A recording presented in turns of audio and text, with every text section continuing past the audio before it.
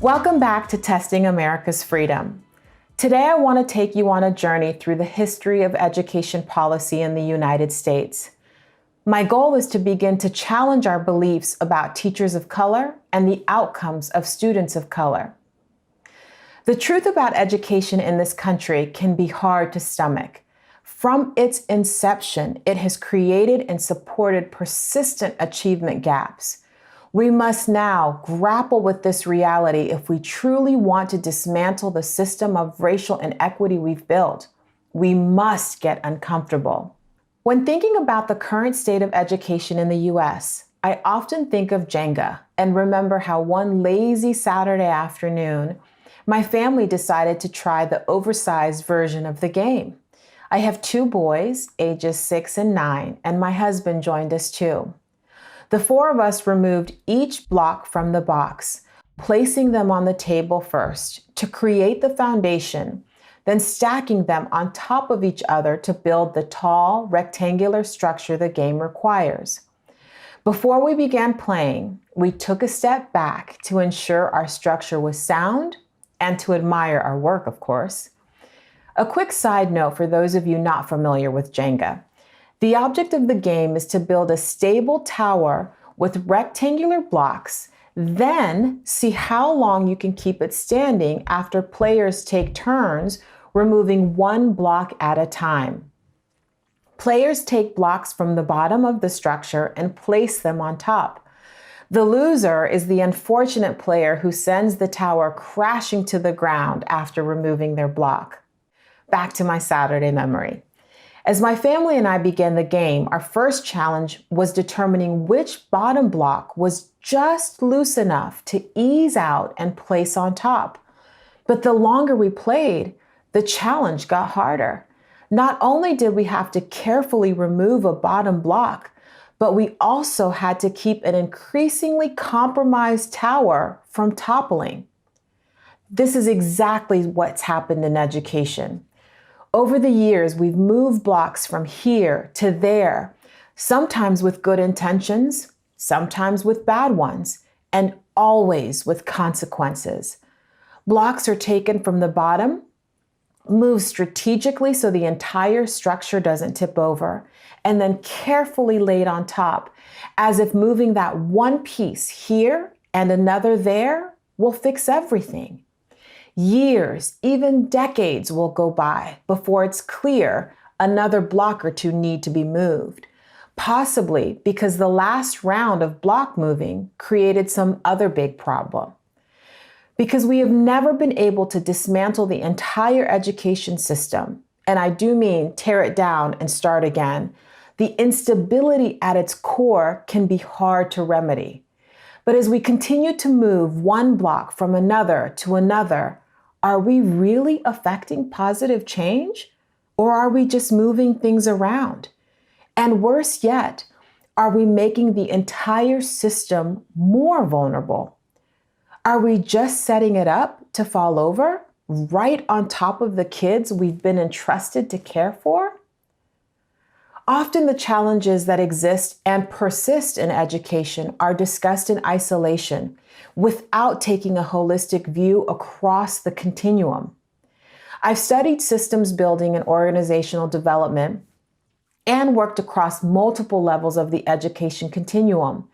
And one critical thing I've noticed is that while a specific challenge may have a degree of variance depending on what part of the education continuum you're looking at, the broader challenge is often the same.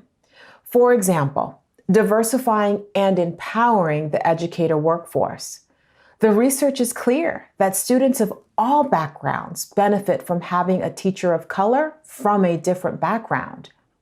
In this episode, we'll explore education inequities from early childhood through post-secondary that perpetuate achievement and outcome gaps for children of color.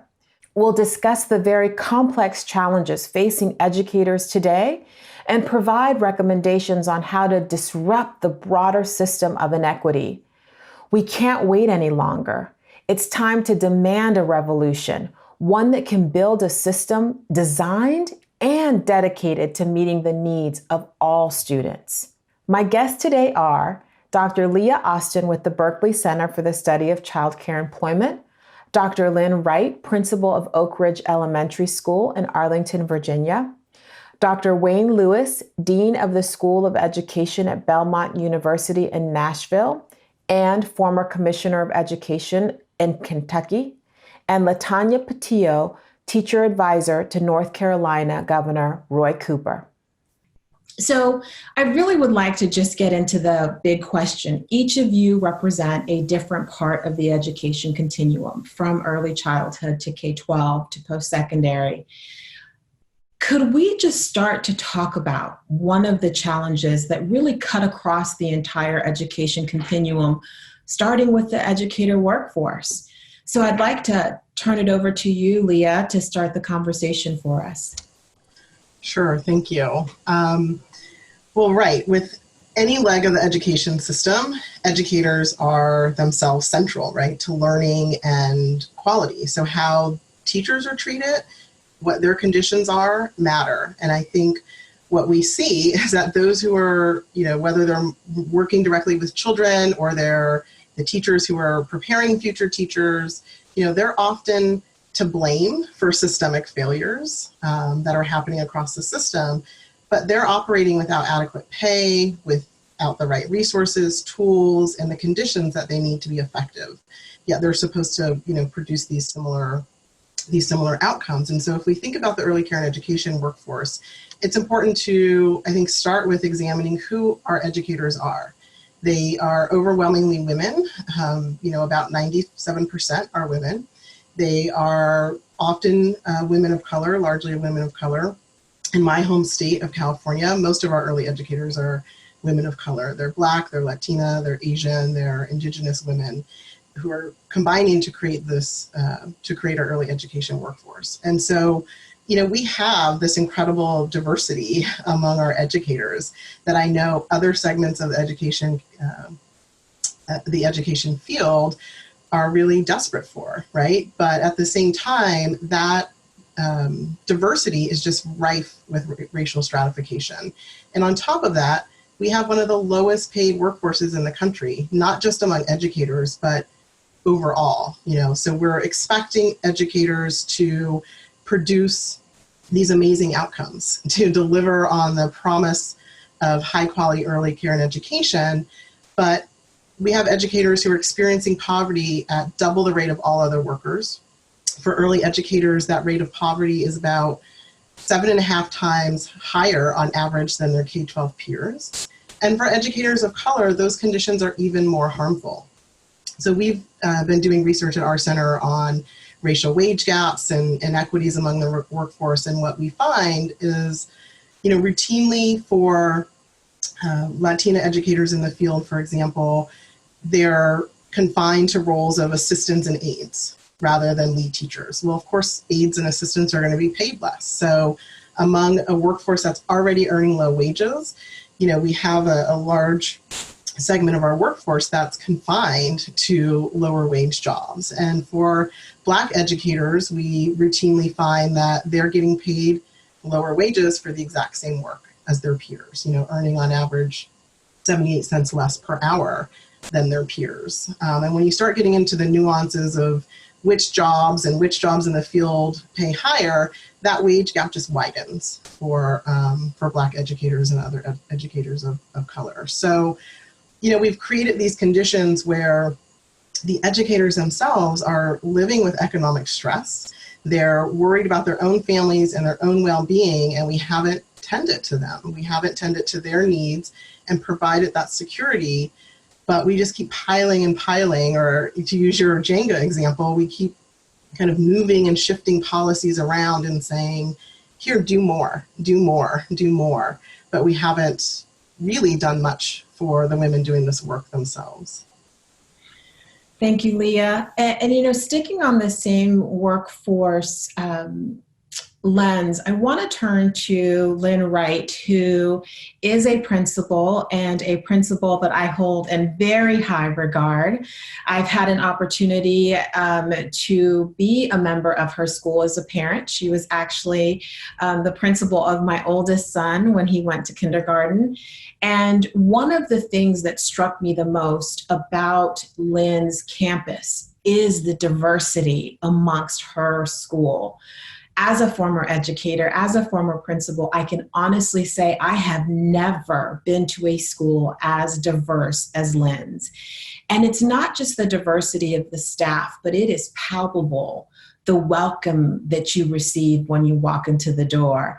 And so I have been very fortunate to continue to watch Lynn's career over the last couple of years. And I have to ask you, Lynn, as a public school administrator, leading a team of very diverse educators during a time when we're really experiencing two pandemics, COVID and increased racial tension, what do you see as the greatest opportunity and challenge for the K-12 workforce? Lea, I am just so jealous that you have such a diverse workforce that you're describing, because it's so hard to find educators that match your students. You really have to focus on it and make it your priority. It's funny because I was going through my PowerPoints and getting ready for this conversation today and looked back at how the shift was on COVID and meeting children's needs at home, taking care of them, ensuring that we knew them, heard them, really were making sure that they were safe and accessing some sort of learning. And there was a shift towards the end of May when we realized that we couldn't go on just talking about keeping our spirits high and making sure that children are happy, healthy learners without addressing the racial tension that was occurring throughout our country. And so we did a hard stop with the staff, and our staff, we're fortunate enough, really reflects our student population. We're 51% white teachers, 50% white students. We're 11% Asian children, 7% Asian staff. We're not perfect, but we're getting there. Black African American, 17% students, 21% staff. Hispanic, 13% students, 19% staff. We have an even split just about between men and women and how people self-identify. So we've really been trying to take a step back and help people. We've moved from saying, is this real, to saying, what are we going to do about it?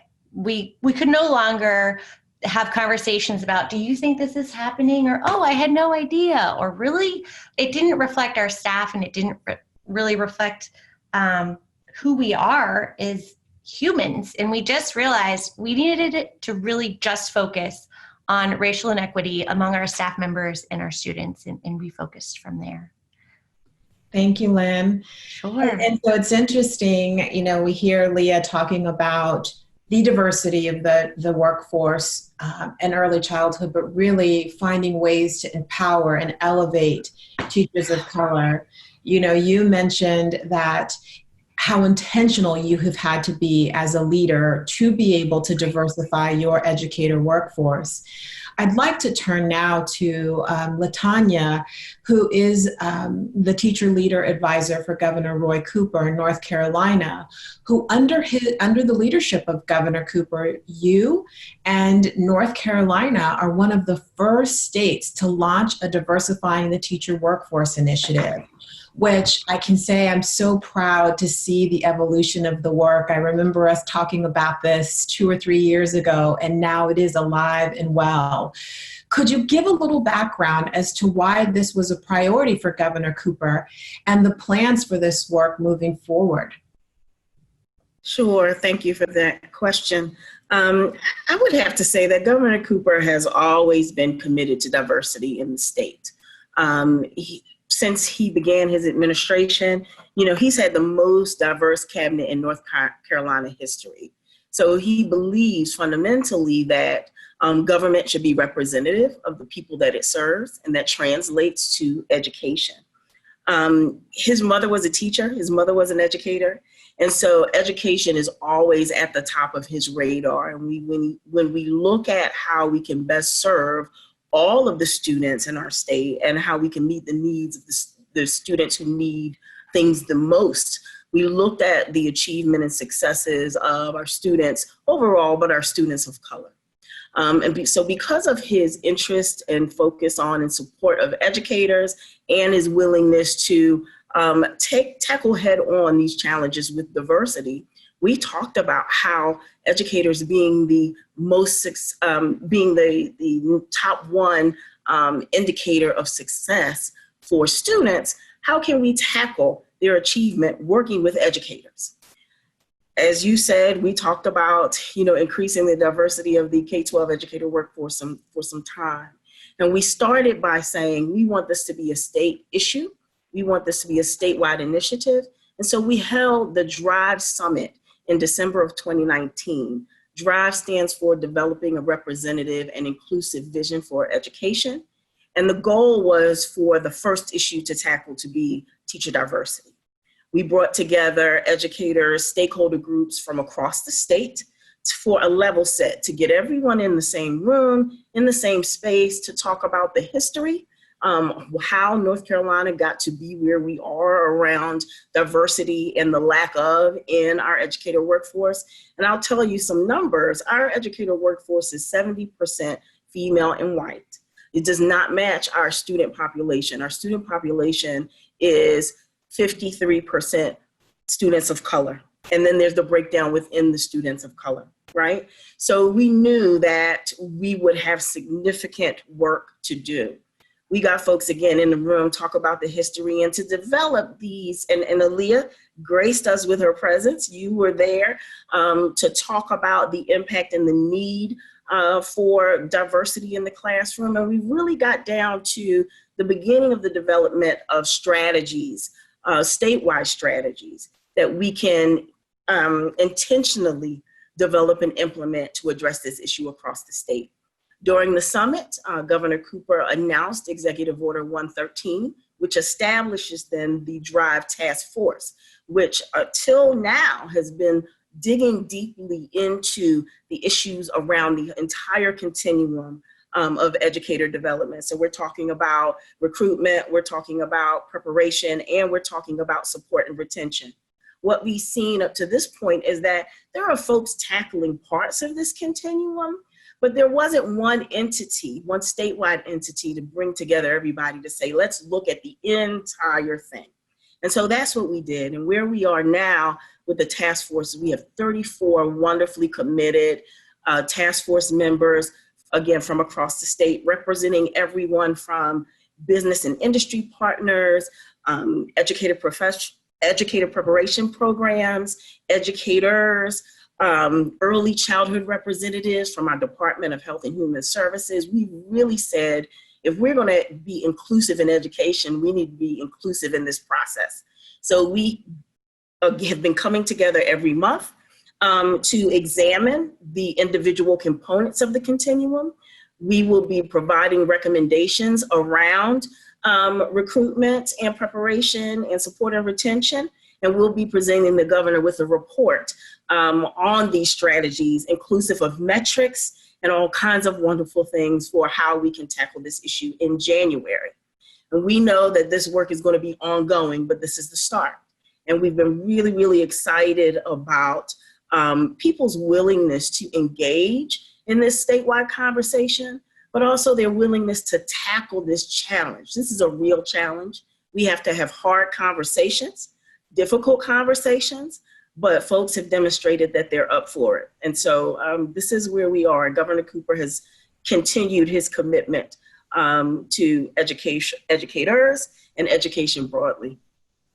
That is amazing. I often refer to policy as the black box of a plane. People know it's super important, but they're not quite sure how it works. And it really is incredible to me to see how education is really a nonpartisan issue. There is phenomenal leadership on both sides of the aisle when it comes to education. But I will say I have not seen an initiative quite like Governor Cooper's that has really, through executive order, started moving things in a state. And so with that, I want to turn to Wayne, who is a former commissioner.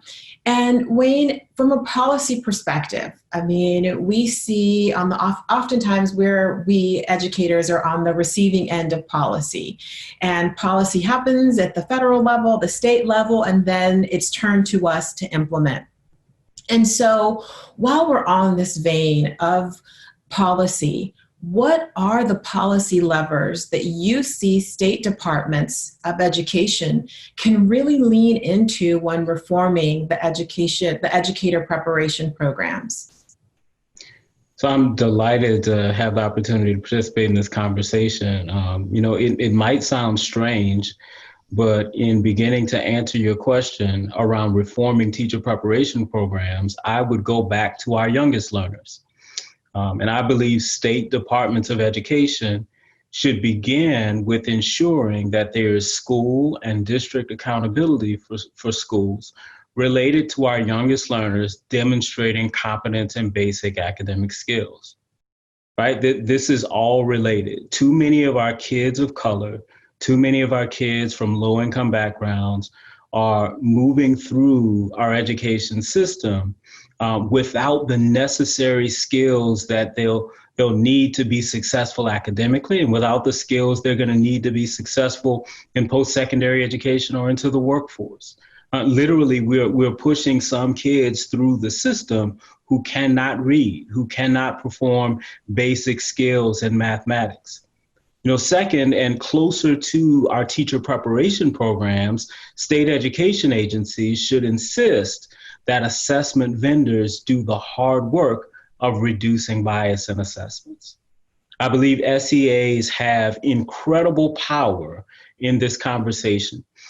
They are the entities typically with the greatest purchasing power with respect to purchasing state assessment systems. And so they can and they should force this issue with assessment companies.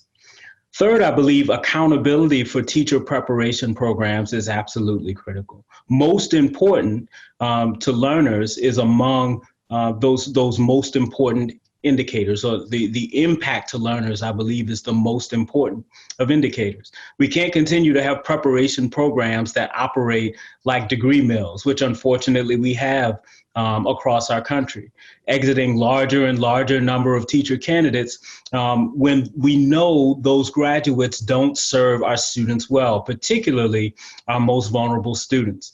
So growth on standardized assessments, I believe, is one indicator that we should look at in terms of program completers' impact on student assessments, but it can't be the only indicator.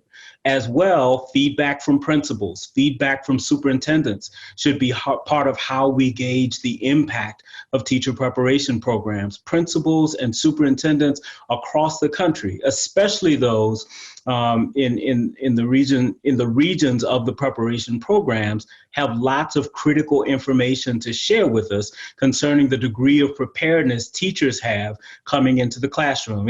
When I was commissioner, it was not uncommon for me to hear from a principal or a superintendent who would flat out say, a candidate coming from this program, I'm not likely to hire, based on the track record of folks who've completed that program.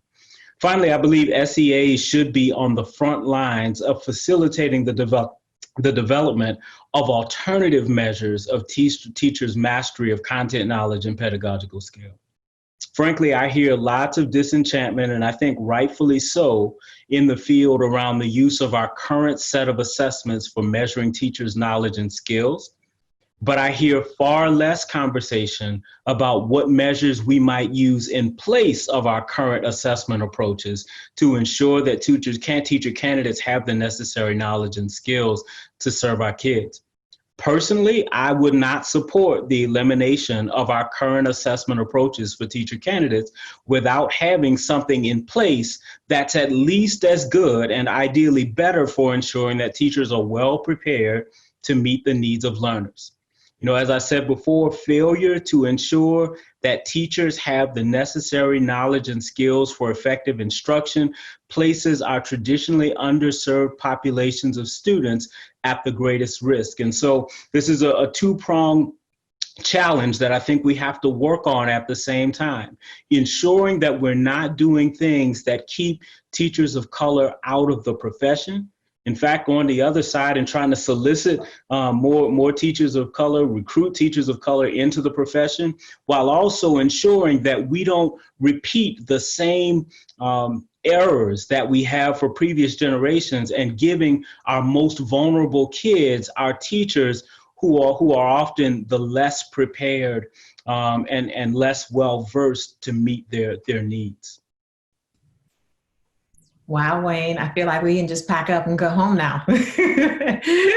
Thank you for that. I don't know, I want to just stop right there because we've talked about quite a few pieces, from bias in assessments and thinking about assessments from policy levers, both at the state level, at the SEA level, and Wayne, you brought it full circle back to early childhood. So I just want to stop and see if any of our other podcast members would like to jump in and underscore a point. Lynn, I'll turn it over to you. Wayne, I was just thinking when you were talking about that I would also love to see a question or some sort of assessment or interview around bias and expectations as teachers and future educators enter and leave programs. I feel like we've spent so much time on teaching people the pedagogy, the terms, what to say, how to interview, how to get the job. But if their beliefs aren't really in it, I feel like it is the hardest struggle ever. I can have a teacher who has all of the qualifications on paper, have mastered all of the assessments, get rave reviews from their cooperating programs, and then walk in and fall right back into those racist, presumptuous assumptions about kids and where they're going to go and what they're going to learn, that without having that be an integral part of the programs, I feel like I'm trying to catch them up on something, and I would much rather spend the time working on the skills versus working on beliefs. I feel like we need to get that into the conversation right off the bat with the pre-K, the early childhood, just set them up to have higher expectations that they will and can learn, and you will teach them. We got to get everyone on the same page around that. Sorry to interrupt, but I never thought of it that way before. So thank you for talking about that. Could respond to Leah. I think she's absolutely right. But I'll complicate it even further, Lynn. So if I'm to think about the suggestions that you're making and really critically thinking about the dispositions of teacher candidates when they come into teacher preparation programs, as well as assessing those dispositions as they're progressing through educator preparation programs, I can tell you frankly that for some of our programs, right, in my school of ed, we do that. Oh, right. Okay. We're absolutely looking at dispositions on the front end, and those dispositions are impacting whether or not we accept a candidate into the program. There are also gateways throughout the program where we're assessing dispositions, and that's a critical part of whether or not a student is moving forward. But here's where I want to complicate the conversation further. That's the truth for most of our programs, right? So the program that I'm most proud of that we have is in fact a teacher residency program at Belmont, where we give folks the opportunity to learn under a mentor teacher for a year's time, and we're assessing those pieces throughout the program, and we're moving that person forward, right? I think teacher residencies are one of those really gems of models for preparing teachers. But I have another program, right, in my school of ed that troubles me, Lynn, and that is our job embedded teacher program. Because the reality is, in urban school districts, and now sometimes even in our rural and suburban school districts across the country, we start school every year with classrooms where there is no certified or qualified teacher. Right. And so in order to be admitted to a job embedded program, you need to have a minimum 2.75 GPA.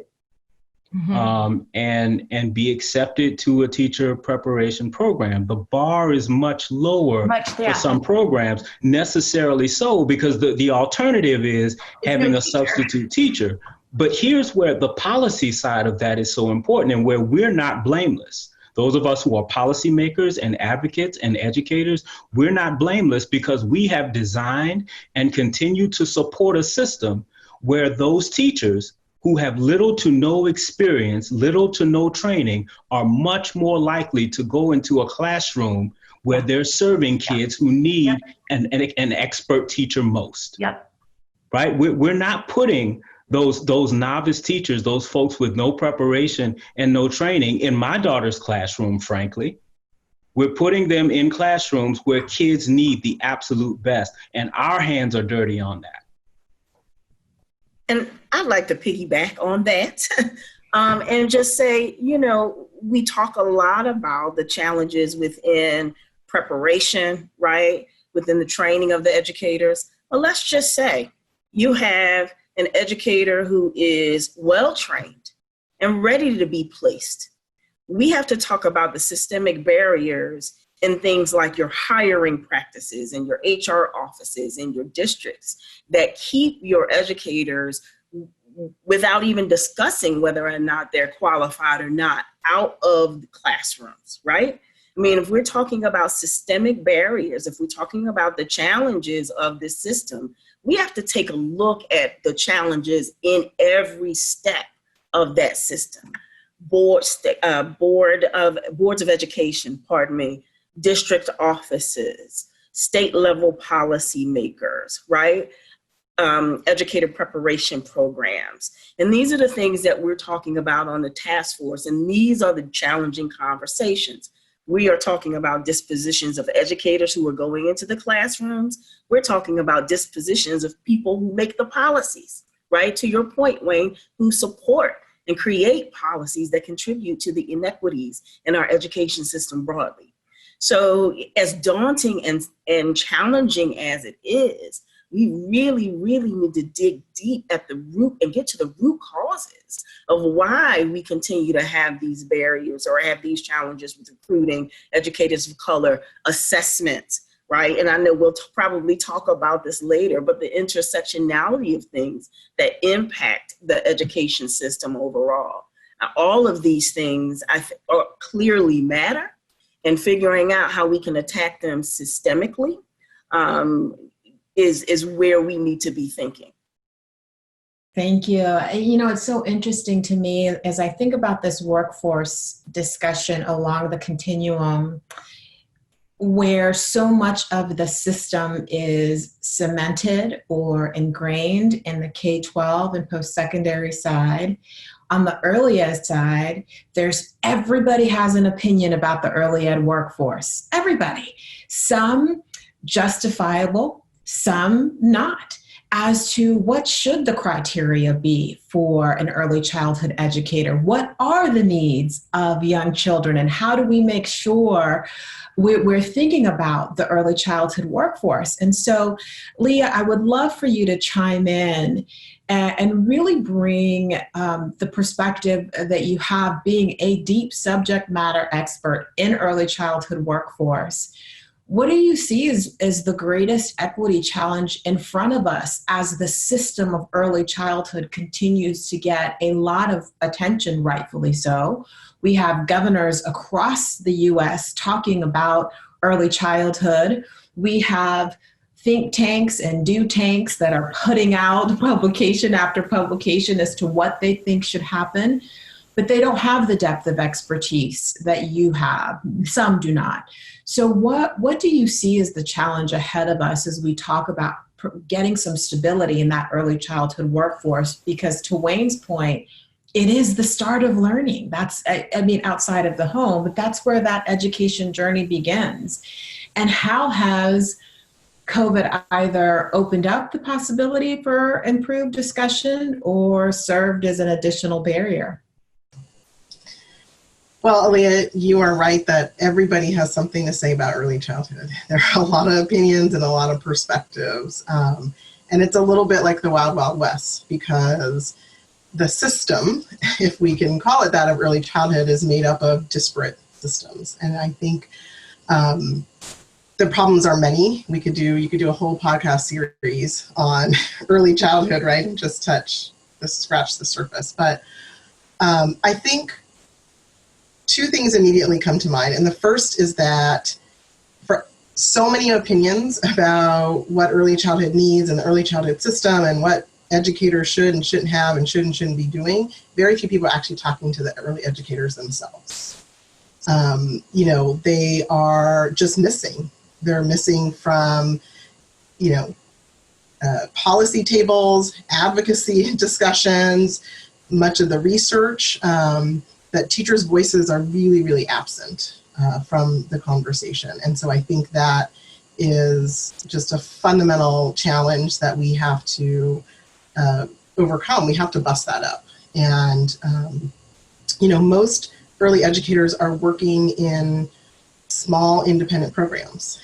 They're not organized, they're very isolated, and there's really not an organizational home. There's not a place where, most early educators are connected. So I think that is a real problem and a real challenge that all of us who, are engaged in this work have to be addressing and taking responsibility for that as well, and changing that. I think another major challenge is that the early care and education system is largely dependent on parents to pay for it. It is still, even though we talk so much about it, and there are some public programs, like some public pre-K programs, and of course there's Head Start, those are very small pieces of the early childhood pie.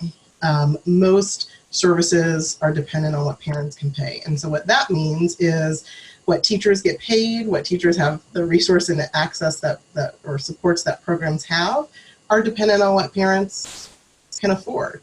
It doesn't have anything to do with, a child's learning and developmental needs. It doesn't have anything to do with what a program really needs to sustain itself.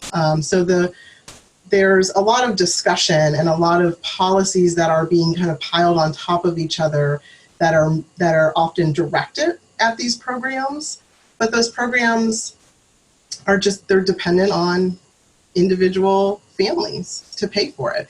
And so I think until we can really relieve the financial burden on the families and be able to provide the educators themselves with economic security and the respect for the work that they're doing and a voice in policy, we're going to continue to have this situation where, families have, struggle with access. The access and the quality, what people can participate in is just all over the board. And it makes it that much more challenging to talk about, well, what should a system look like? What should qualifications look like? I am a firm believer that I think anybody working with kids should have, foundational knowledge in child development. I do think that, lead teachers and lead educators should be similarly qualified as their K-12 counterparts, but they shouldn't have that when that's not actually in statute in most states. And they shouldn't have that if they're getting paid, minimum wage and nowhere near, certainly nowhere near living wages, where, they're worried about food for their own families. Like, until we can address that, I think it's really irresponsible to have policies that say you should have this and you're directed to have this without the resource and supports in place to do so. And I think one issue that I think really needs examination are these quality improvement policies and quality improvement. That's kind of been the default policies, to fix the people and not fix the system, right? So there's a wide recognition that the quality of early childhood programs needs improvement. And so the policy response and really the advocacy response has been more training, more education, more benchmarks to meet, more assessments, and we're going to observe teachers and see if they're doing this, that, and the other right. And if they're not, programs get marked, as not meeting certain qualifications, which essentially, it's punishing programs, and it's punishing the programs that already have fewer resources coming into their programs, which we know are also connected to families who have fewer resources. And so we've just created these, really, they're fake standards, right? Because we fail to make those standards and provide the resources to put them in place. But we've said, but we really want people to get them. And if you don't get them, you're essentially going to be labeled or marked as less than. It makes no sense. And it's inherently unequal to approach a system that way. I would love to tell you all that in my 20 plus education career, I've done everything right, and I have not.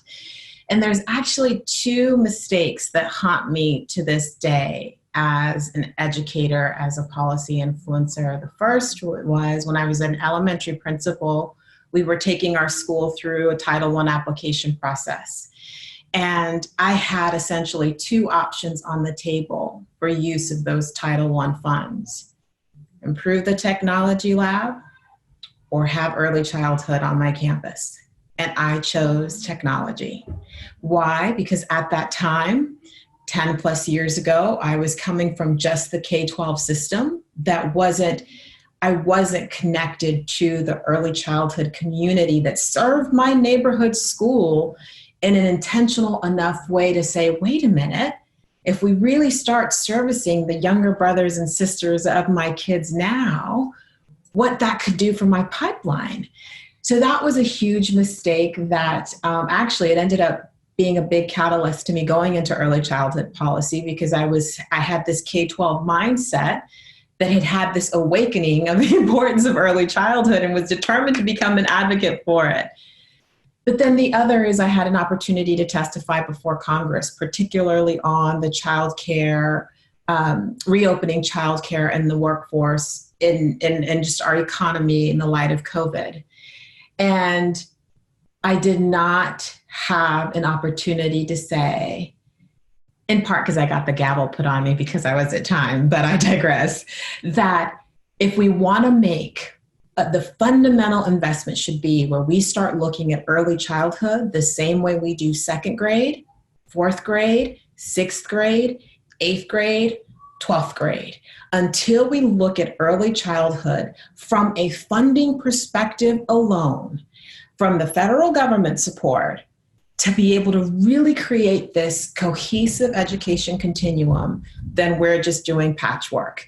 And those two error in my ways keep me up at night. And I think about how we can start to raise that challenge, because Lea, you're so right. When you're making $8 an hour, I couldn't imagine, I'm first generation college grad.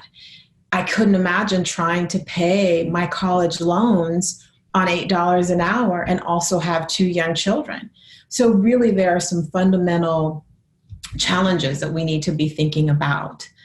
I do want to pivot. I'm looking at our time, and there's one part of the conversation that I would love to talk about. And Lynn, I'm going to start with you, but I would love for the rest of our panelists to join.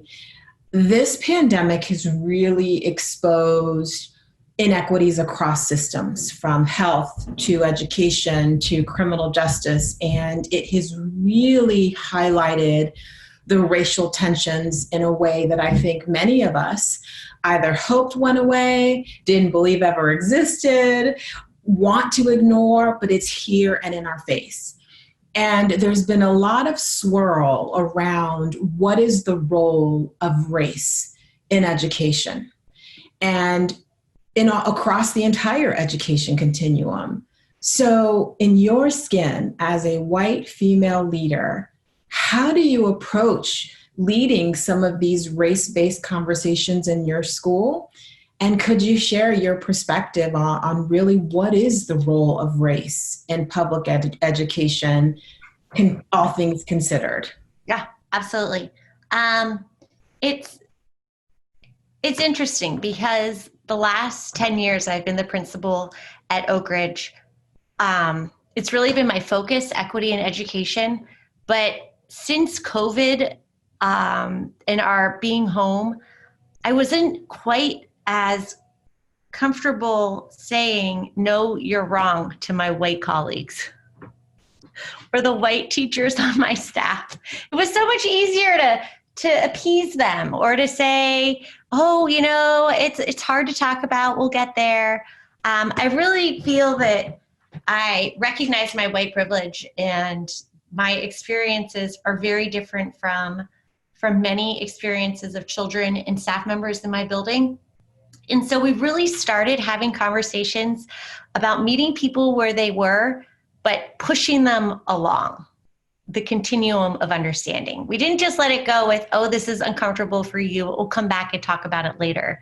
But we really said, this is uncomfortable for you, great, let's figure out why and go from there. I think that really meeting the staff where they are, they're so diverse. I have staff members that are so tired and exhausted of waiting for their colleagues in our building to join them in taking care of kids and having conversations about race and anti-racist teaching practices, that's really come to light in the last couple months. They were hiding that frustration and they were waiting for everyone else to catch up. And I think we're at a point where we really are it's a breaking point. Like, this is public education. It is our role to make sure, as a democracy, as paid adults teaching children to have other perspectives, to really welcome children, welcome perspectives, welcome their families, not in this light way of let's share, break food and have international night, but saying, I know things are hard right now. How can I help? This is what I'm doing. You just said something that was inappropriate, and really holding each other accountable. We've gotten to a point where I'm part of the problem if I do nothing. And I think our staff is realizing that too, that you can't be anti-racist and sit there like, oh, I'm too uncomfortable, or I'm not ready to talk about it, or I'm scared I'm going to hurt the kids' feelings. They recognize they need skills and help doing that, but we know that the urgency is now. And I think that COVID, actually, I'm not trying to be too Pollyanna because it's a terrible, terrible situation all around. And not a day goes by I don't text them when I hate COVID. But it gave us the opportunity to really reflect on where we are and what we're doing and why we're doing it and how we can change public education to fix this broken system. Great, we're no longer in that system of bricks and mortar doing everything the same way we've done it since the beginning of time. Let's do something different. Let's get excited and wrap our minds around really getting to know the children in a different way and engaging them in their learning. So it's been interesting. It's been good though. It's been a time for reflection and thoughtfulness for the members of my school community and into all of us, just to really commit to each other that we're going to be uncomfortable, but we owe it to one another and our students. All right. Lea. Yeah, just your question about, the role of race in education just really struck me how different that conversation is for early childhood. I mean, there are some similarities, but I think one way this has shown up in how race matters, I think, in the early care and education space is just even looking at what has happened to early childhood compared to K-12 as a result of the pandemic. So as schools across the country closed, in March and April, and many now remain closed for distance and are engaged in distance learning, in most states, Rhode Island would be the one exception, in most other states, childcare stayed open. And the expectation was that childcare would stay open. And so I think what we're seeing now as schools have moved to reopening after they've been closed for the summer and talking about what is that going to look like? Are teachers going to be in the classroom? Teachers who are, overwhelmingly white middle-class women have been organized, and they have said, I care about my kids, but not enough to risk my life and go back into the classroom right now.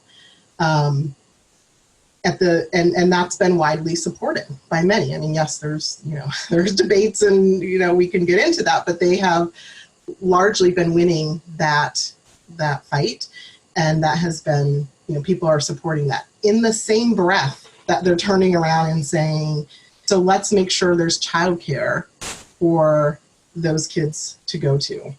And we know that workforce looks much different, right? They're poorer, they're blacker, and they're browner.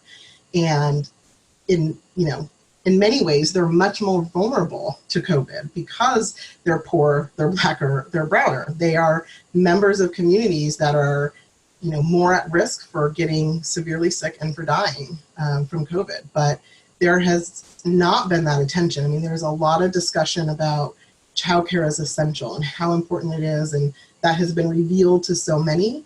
But the women doing this work are not being seen as individuals in that system and as essential as we're talking about the system being. And so I think just even in the treatment and the visibility of the teachers, the educators themselves, whether they're home-based early childhood providers or center-based, are just really show up in the treatment of them in the middle of this pandemic, and what we expect and whose needs get prioritized.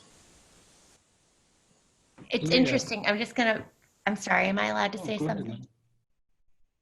I'm going to say something. And Lynn, and then Wayne, you can jump in. Go ahead, Lynn. Sorry, Wayne. Go, Wayne.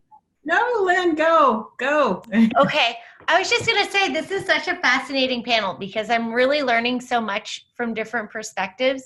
The irony of the early childhood providers being frontline workers and making our economy function, and then getting no public support or financial support or guidance around it is just so, I think we need a revolution. Because I know we've needed it forever, but it's so frustrating that we can't get all educators from early through the graduate program in some way more organized so that we were having these conversations, because it's such a divisive system in one more aspect. Like, we should have signs outside of child care centers and early childhood care centers saying, like, frontline workers, thank you for taking a risk. I don't know. I'm sorry it didn't really dawn on me earlier, Lea, but I will make sure I am more vocal about it, because you're right. It is frontline work with the least amount of support. Like, at least at the dentist, they tell you what to do. I'm sorry. I'm really sorry that happened to your cohorts. Wayne, do you want to chime in? I know this hits differently for you, Wayne. Yeah, two of your questions, actually, I wanted to quickly chime in on. I love the early childhood conversation that we're having.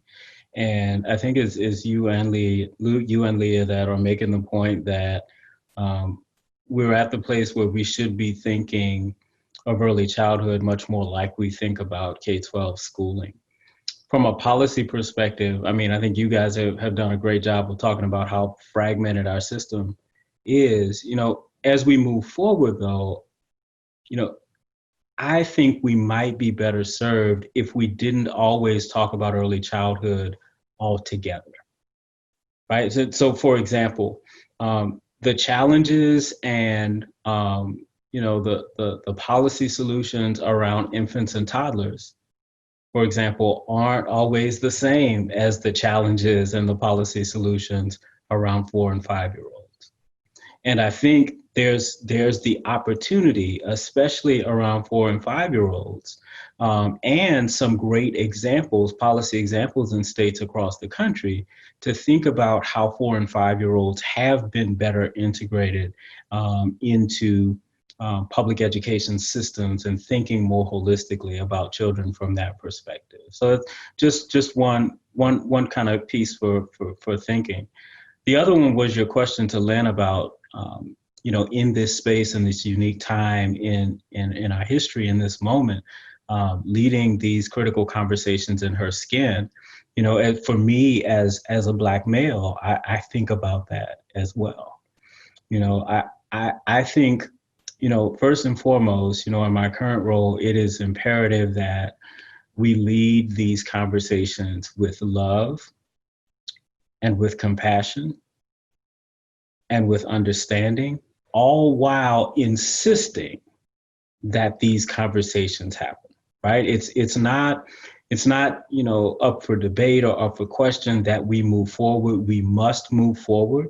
But I believe that it is also just as important that we do so with love and compassion and understanding. I learned that, really loud and clear during my time at the University of Kentucky. I spent a lot of time, 10 years at the University of Kentucky as a faculty member.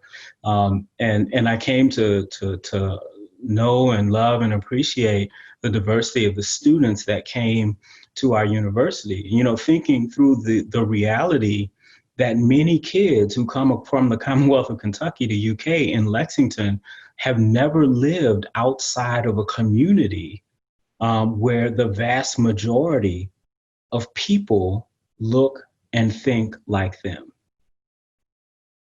I had a similar experience in a different vein. My K-12 experience in growing up in the city of New Orleans, I never went to a school until I got to college where I wasn't with African-American kids. My first white friend didn't come until college.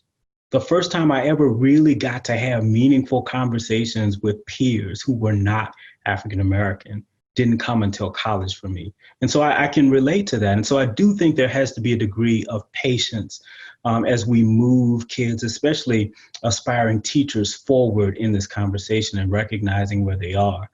And I think it's important as well, I think Lynn hit on this, that you do this authentically. And so for me personally, when I lead these conversations, it's essential that I be who I am, right? So I'm not just the dean of the School of Education, I'm also a former teacher. That's a critical element of who I am.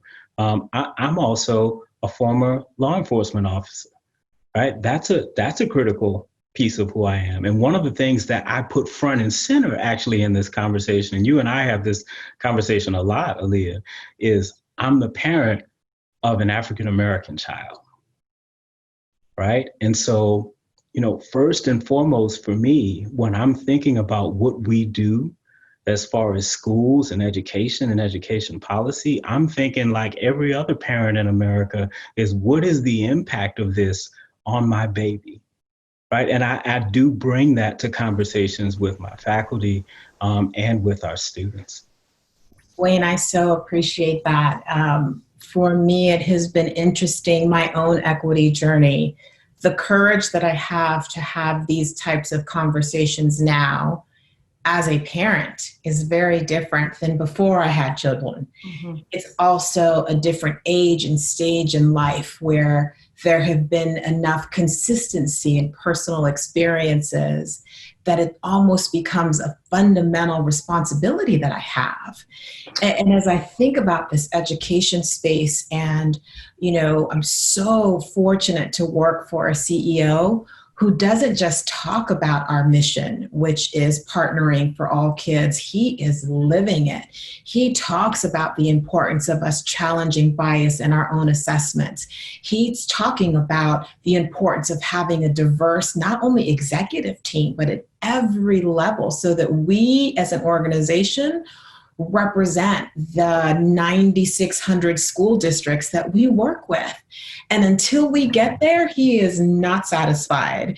And so I appreciate his ability to recognize and respect where people are on their journey with this. But to your point, Lynn, say that that's not enough. And I'm sorry that that's uncomfortable for you, but this is what we're going to do. It's funny, Aaliyah. It's I feel like if not a middle-class white woman, who? Like, I have no reason to not have these conversations and push a little harder, because I'm empowered to do so just by the nature of my skin with my staff and the parents, that when I push the families who are upper middle class white families who don't want to have these conversations, they're not looking at me and making a decision. They have to listen to what I'm saying in a different kind of way. Like their biases come out in a different kind of way. And so I feel like it is imperative that I have these conversations. And I used to be, I feel like there's such a degree of impatience that I'm feeling right now, though, after having had these conversations with staff and students and children, that if I don't push them, I'm afraid we're just going to fall like James Baldwin. We're just going to fall right back into this cycle again. And we're going to go back to school, and my staff isn't going to be focusing on it as much anymore. It scares me that if the staff who aren't of color become too comfortable not having the conversation, that nothing will change. I can't ask my staff who is carrying a different kind of burden every day to lead the way on this unless they want to, but I can't put it on their plate again. It's so traumatic and painful that it's tricky. And my boys, this journey for us has been interesting, and my husband really kind of stays at bay with the education decisions. He's like, whatever my wife says is what we're doing, like whatever you say. Sometimes there's some coercing that has to happen, but needless to say, we usually get to wherever I think is best. Yeah. Compromise. Right, compromise, the epitome of it. It has been lately, as we talk about the role of race, I actually have been so at peace with my boys being home, because they are protected, they are encouraged, they are loved, they are supported. And my oldest in particular, we had a horrific second grade year because of the discipline, because of the harshness, and the culminating moment was when my son came home and said, "Mom, my teacher told me I have anger management issues." Like, what? We're done. We are done. And it was the moment. And if you know my son, my oldest son, he is a lover and one of the kindest souls to the T. That doesn't mean he's perfect. Like, let's be clear, I'm not that mom. But I also know my son enough. And with them being home, I don't worry about, are they going to be treated differently? And I've already had a level of anxiety coming back to me of when they do go back to the building, and we are one of the few families of color in a predominantly white area, what is their experience going to be like? Because now they're used to working in a sit-to-stand desk. They're used to, if they want a snack, they get up and get it. If they want to go to the bathroom, they go to the bathroom. Like, they're self-regulating their education experience at home, and they're allowed to do so. But will they be in a safe environment? Are they going to be harshly disciplined? Like, all the worries that I have not had to have while at home, which doesn't mean I don't have worries. What am I going to do? And that just should not be the reality, but it is. My 9-year-old is the size of a 12-year-old. So I know the research about him, just because of his size, how he's going to be treated differently. And so many of the issues, to your point on the sense of urgency, keep me up at night. It keeps me up thinking about what can we do in this moment where we're seeing policy swing like a pendulum. How can we find a middle ground to make sure that the next generation of students are supported and cared for and enriched, and our current educators who are giving so much of themselves get the respect and the support that they need? And let's as a part of this conversation, Lea, let's expose our own privilege as well. Yes. right? Because of the challenges that you're talking about, and the troubles and the the unease about your kids going back to school, you and I both would move heaven and earth and do anything we needed to get our kids in a situation where they were supported, right? Because we have the ability to do so. To do that, yes. Whereas so many parents that look like you and I don't have the ability to do that. Yeah. So if I can just add, there are two things that come to mind as we have this part of the conversation. I think in all things, we need to remember our humanity, right? We operate in silos of excellence, as we like to call them, our segments, right? And we get deep into our particular issues. And so often we do not take a step back and look at big picture and think about everyone that is impacted and how their experience is impacted by race and power. I often say that when we talk about race, right, we have to talk about the power structures that are a part of that. Lynn, when you speak about leading your school and who is prepared, who is better equipped or supported in being able to have these conversations as a middle-class white female, understand that you have subordinates that are going to be challenged because of that power structure. Oh, that's just the way it is. Absolutely. Right? Absolutely. Right? Absolutely. The power Absolutely. of that teacher, Aaliyah, who could tell your son you have anger management issues, right? As the classroom leader, right? All of these things are intersectional. Race, power, right?